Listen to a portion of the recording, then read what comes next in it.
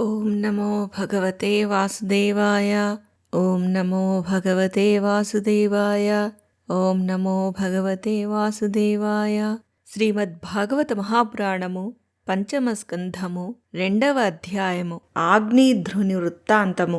సుఖయోగి నుడివెను. తండ్రి అయిన ప్రియవ్రతుడు ఇట్లు వనములలో తపస్సునందు నిరతుడు కాగా అతని ఆజ్ఞానుసారము ఆగ్నేధ్రుడు జంబూద్వీపమునకు రాజయ్యెను. అతడు ప్రజలను కన్న బిడ్డలవలే చూచుకొనుచు ధర్మబద్ధముగా పరిపాలింపసాగెను. అతడు సత్సంతానార్థి అయి ఫలపుష్పాది పూజాద్రవ్యములను అన్నింటినీ సమకూర్చుకొని దివ్యభామినులకు క్రీడాభూమి అయిన మందరగిరి యొక్క లోయకు చేరెను. అతడు తపశ్చర్యయందు నిమగ్నుడై ఏకాగ్రచిత్తముతో ప్రజాపతులకు పతి అయిన బ్రహ్మదేవుని ఆరాధించెను. అప్పుడు ఆదిపురుషుడైన బ్రహ్మదేవుడు అతని అభిలాషను గుర్తించెను. అందువలన తన సభయందు గానము చేయుచుండెడి పూర్వచిత్తి అను అప్సరసను ఆయన కడకు పంపెను. ఆగ్నేధ్రుని ఆశ్రమ సమీపమున రమణీయమైన ఒక ఉపవనము గలదు. పూర్వచిత్తి అను ఆ అప్సరస ఆ వనమునకు చేరి విహరింపసాగెను.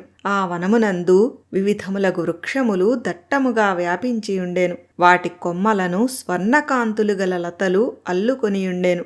భూమిపై సంచరించెడి నెమళ్ళు మొదలగు పక్షుల జంటలు ఆ కొమ్మలపై చేరి కలరవములు చేయుచుండెను.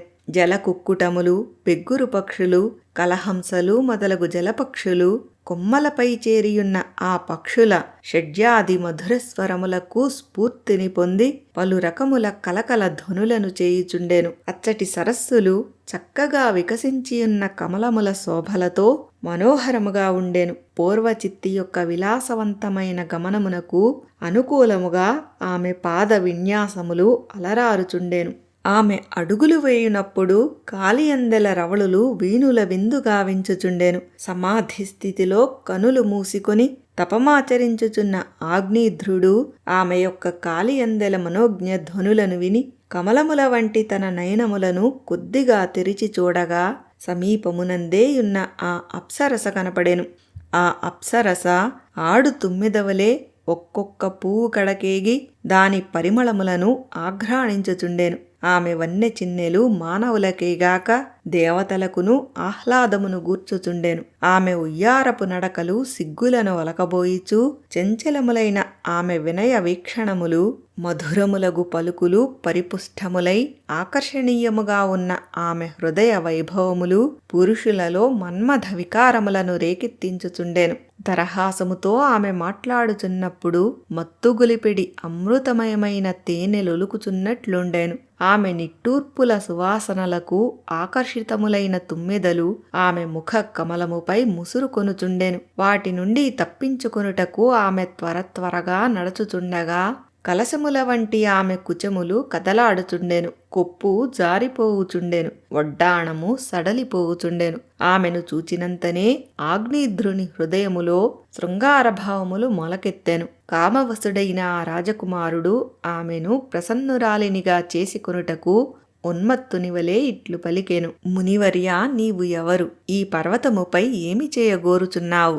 నీవు పరమపురుషుడైన శ్రీహరి యొక్క మాయవా?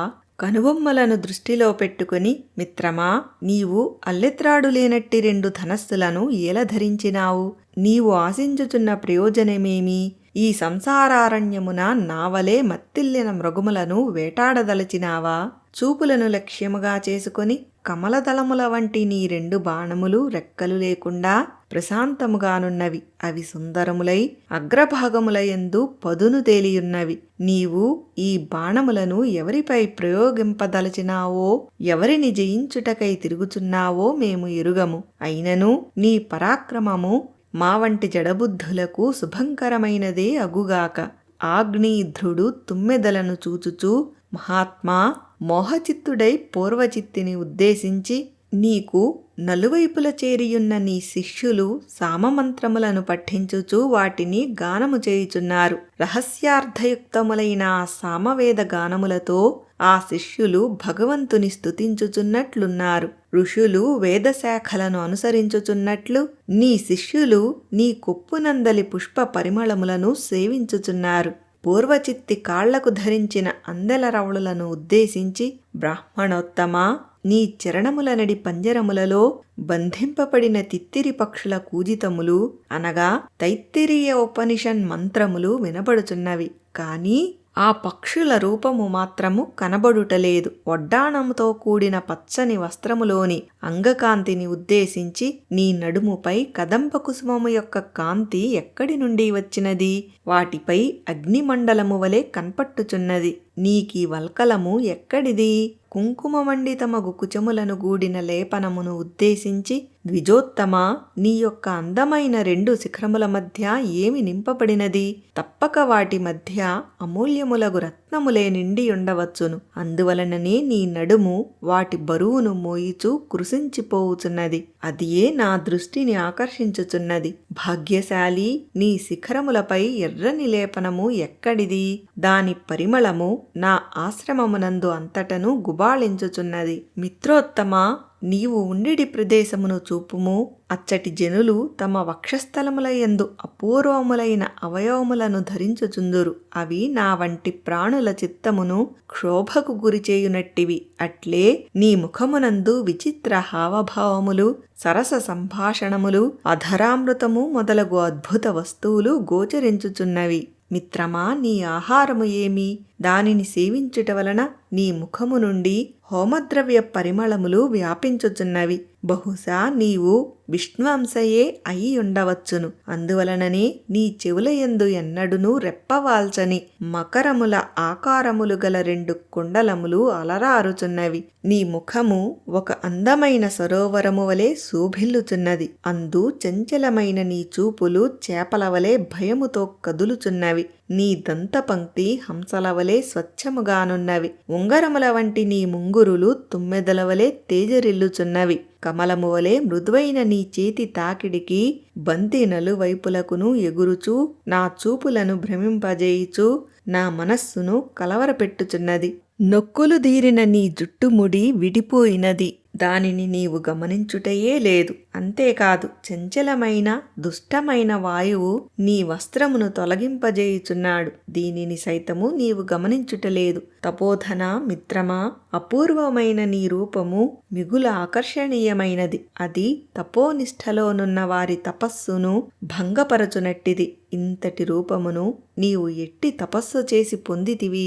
నీవు నాతో గూడి తపస్సు చేయుటకు అర్హుడవయ్యున్నావు. కనుక నాతో చేరి తపమనర్పుము. బ్రహ్మదేవుడు సృష్టి విస్తృతి కొరకై నీపై ఇట్లు కృపజూపినాడా ఏమి? నా కొరకు నిన్ను భార్యగా చేయ సంకల్పించినాడా ఏమి? బ్రాహ్మణోత్తమా, బ్రహ్మదేవునిచే అనుగ్రహింపబడిన నీవు నాకు అత్యంత ప్రియుడవు. కనుక నిన్ను నేను విడువజాలను. నా మనస్సు చూపులు నీపై లగ్నమయ్యున్నవి. అవి అచటి నుండి మరలుటలేదు. సుందరమైన వక్షస్థల వైభవము గలదానా, నీ చిత్తము వచ్చిన చోటికి, నీకు నచ్చిన చోటికి నన్ను కూడా తీసుకొని పొమ్ము అనగా నేను నీకు అనుచరుడను. నీ శుభమును గోరెడి నీ నెచ్చలులు వెనుదిరుగుదురుగాక.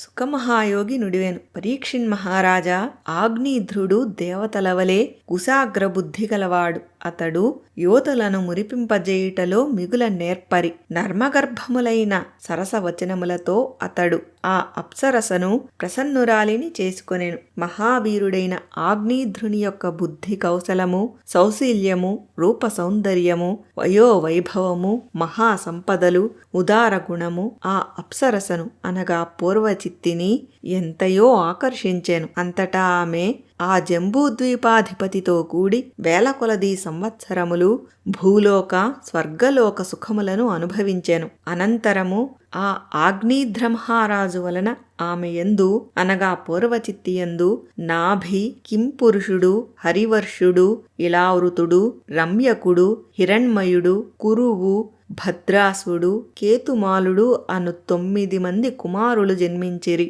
ఈ విధముగా పూర్వచిత్తి సంవత్సరమునకు ఒక్కొక్కరు చొప్పున వరుసగా 9 మంది సుతులకు జన్మను ఇచ్చెను. పిదప ఆమె వారిని గృహము అనగా రాజభవనమునందే వదలి మరల బ్రహ్మదేవుని సేవించుటకై సత్యలోకమునకు చేరెను. ఆ ఆగ్నేధ్రుని పుత్రులు తల్లి అనగా దివ్య భామిని అయిన పూర్వచిత్తి అనుగ్రహము వల్ల సహజముగానే దృఢకాయులై అన్ని విధములుగా బలసంపన్నులైరి. ఆగ్నేధ్రుడు జంబూద్వీపమును 9 సమాన భాగములుగా విభజించి వాటికి తన పుత్రులను అధిపతులను గావించెను. ఆ భూఖండములు వారి పేర్లతోనే వ్యవహరింపబడెను. వారు తమకు చెందిన రాజ్యములను ధర్మబద్ధముగా పాలింపసాగిరి. ఆగ్నేధ్ర మహారాజు నిరంతరము భోగభాగ్యములను అనుభవించుచున్నప్పటికినీ వాటితో ఆయనకు తనివి తీరకుండెను. అతడు అనుదినము పూర్వచిత్తినే స్మరించుచుండెను. కనుక అతడు వేదోక్తములైన కర్మలను ఆచరించి పితృగణము తమ సుకృతములను అనుసరించి వివిధములగు భోగములలో మునిగి ఆనందించునట్టి పితృలోకమునకు చేరెను. అది పూర్వచిత్తి లోకము. తండ్రి సత్యలోకమునకు చేరిన పిమ్మట ఆయన కుమారులైన నాభి మొదలగు సోదరులు వరుసగా మేరు ప్రజాపతి కుమార్తెలైన మీరుదేవి, ప్రతిరూప, ఉగ్రదంశ్రీ, లత, రమ్య, శ్యామ, నారి, భద్ర, దేవవీతి అను పేర్లు గల 9 మంది కన్యలను వివాహమాడిరి. ఇది శ్రీమద్భాగవత మహాపురాణమునందలి 5వ స్కందమునందు 2వ అధ్యాయము.